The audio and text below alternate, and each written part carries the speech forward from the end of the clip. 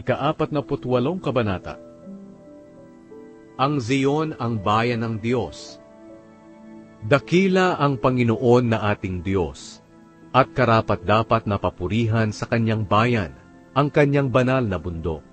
Ito'y mataas at maganda, at nagbibigay kagalakan sa buong mundo.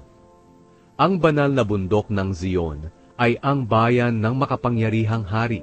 Ang Diyos ay nasa mga muog ng Jerusalem, at ipinakita niyang siya ang tagapagligtas ng mga taga-Jerusalem.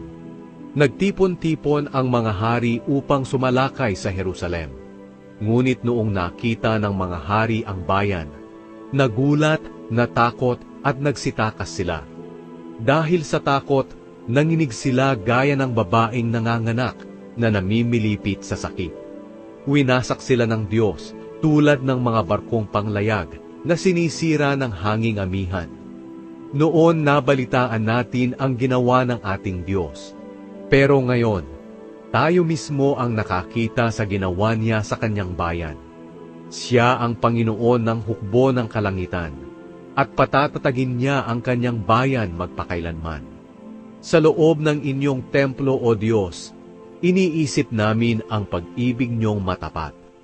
O Diyos, dakila ang pangalan niyo, at pinupuri kayo ng mga tao sa buong mundo. Ang kapangyarihan niyo ay laging makatarungan.